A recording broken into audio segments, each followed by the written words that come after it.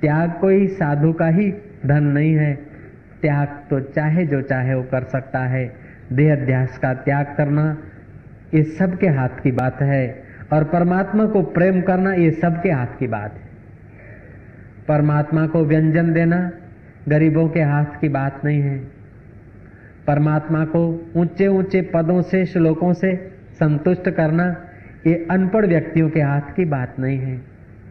परमात्मा को दधी, मिश्री, मक्खन का भोग लगाना ये शायद सबके हाथ की बात नहीं है, लेकिन परमात्मा को अपने प्रेम को, अपना प्रेम अर्पित करना, परमात्मा को स्नेह की निगाहों से निहारना, ये सबके हाथ की बात है। वो कर सकते हो, आपके वश की बात है।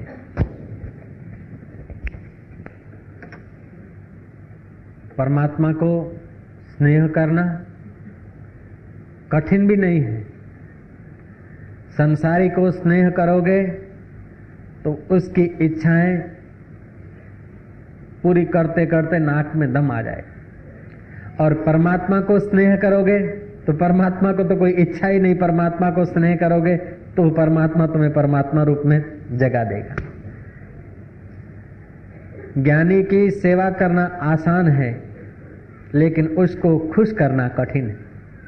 परमात्मा की सेवा करना आसान है, उसको खुश करना कठिन है। अज्ञानी को खुश करना आसान है, लेकिन उसकी मांग पूर्ण करना कठिन है। अज्ञानी की सेवा करना कठिन है, खुश करना आसान है। उसको थोड़ा सा पोल्सन लगा दो, वाह भाई वाह, खुश हो जाएगा। भगवान को पोल्सन से खुश नहीं कर सकते, संत को पोल्सन से खुश नहीं कर सकते। संत और भगवान प्रेम से प्रसन्न होते हैं, और मूर्ख लोग पोल्सन से प्रसन्न होते हैं। पोल्सन माना समझते हैं ना, मक्खन से, मस्का से। ईश्वर को मस्का नहीं, कई लोग जाते मंदिर में ईश्वर को मस्का लगाते हैं। हे भगवान तू दीन दयाल है, हे भगवान मैं कुछ नहीं, हे भगवान मेरा इतना कर दे, मैं तेरी शरण हूं, मैं नादान हूं, अनाथ हूं, हे अनाथों के नाथ प्रभु तू ये दे दे वो दे दे। बाहर आते कोई कह दे हे अनाथ, हे दीन, तो देखो फिर उसकी क्या हालत करते हैं हम लोग। तो हम ईश्वर के आगे पोल्सन लगाने गए थे, और फिर जब देखो तो मंदिरों में, मस्जिदों में, आश्रमों में भक्त तो गिने गिनाए मिलेंगे, बाकी के मिलेंगे भिखारी। मंदिर में भी जाएंगे तो ये दे दे ये दे दे। जो दिया है वो कम है क्या? जो दिया है उसका तूने उपयोग किया क्या? तेरे को इतना सुंदर मन दिया, सुंदर तन दिया, सुंदर आंखें दी, सब जगह उसकी महिमा और गरिमा को निहारने के लिए, सुंदर कान दिए साधु संतों के वचन सुनने के लिए, सुंदर जीवा दी हरिबोल करने के लिए। इसका तूने सदुपयोग किया नहीं, और तू कंकड़ पत्थर मांग रहा है कि ये दे दे। मेरी भी शादी हो जाए, दुआ करो सब मिलके। जिनकी हुई उनका क्या हाल हुआ है? ओम ओम ओम ओम। मुझे वेद पुराण कुरान से क्या, मुझे प्रेम का पाठ पढ़ा दे कोई। मुझे मंदिर मस्जिद जाना नहीं, मुझे संतों का प्याला पिला दे कोई। जहां ऊंच और नीच का भेद नहीं, जहां जात और पात की बात नहीं, न हो मंदिर मस्जिद चर्च जहां, न हो पूजा नमाज में फर्क वहां। बस प्रेम ही प्रेम की सृष्टि मिले, अब नाव को फेंक चलो वहां। मुझे वेद पुराण कुरान से क्या, कोई मुल्ला कहे तो क्या, कोई पंडित कहे तो क्या, कोई धनवान कहे तो क्या बड़ी बात हो गई। किसी ने निर्धन भी कह दिया तो क्या फर्क पड़ता है, किसी ने बेवकूफ भी कह दिया तो क्या फर्क पड़ता है, किसी ने विद्वान भी कह दिया तो क्या फर्क पड़ता है। ईश्वर हमें अपना कह रहे, इस बात को हम मानते नहीं। ईश्वर बोलते ममैवांशो जीवलोके जीवभूत सनातन, तू मेरा है।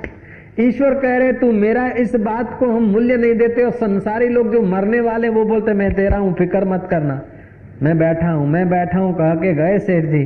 आधे घंटे में टेलीफोन आया कि हार्ट अटैक हो गया, लो जय श्री कृष्ण, हूं बैठो छू, चिंता करीश नहीं।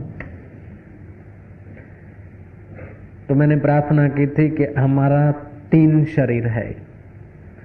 एक है शुद्ध निर्मल शरीर, वो और परमात्मा एक ही चीज है। दूसरा है उस इच्छाओं के कारण उसकी सत्ता लेके स्पंदित हुआ, उसको सूक्ष्म शरीर, अंतवाहक शरीर कहते हैं। तीसरा है अंतवाहक सूक्ष्म शरीर, अंदर के शरीर की इच्छा पूर्ति का साधन, ये फिजिकल शरीर, स्थूल शरीर। हमें घूमने की इच्छा हुई, पैरों का उपयोग हुआ, हमने चखने की इच्छा की, अंदर से, अंदर वाले शरीर में चखने की वासना आई, जीवा काम में ली। बोलने की वासना आई, जीभ का उपयोग किया। लेने देने की वासना हुई, इन हाथों का उपयोग किया। ये उपयोग करने के लिए साधन प्रकृति के बने हैं।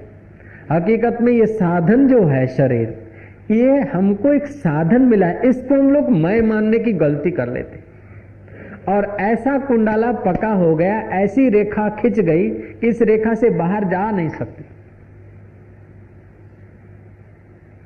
ऐसी मान्यता पक्की हो गई, घूम फिर के वहीं, घूम फिर के वहीं।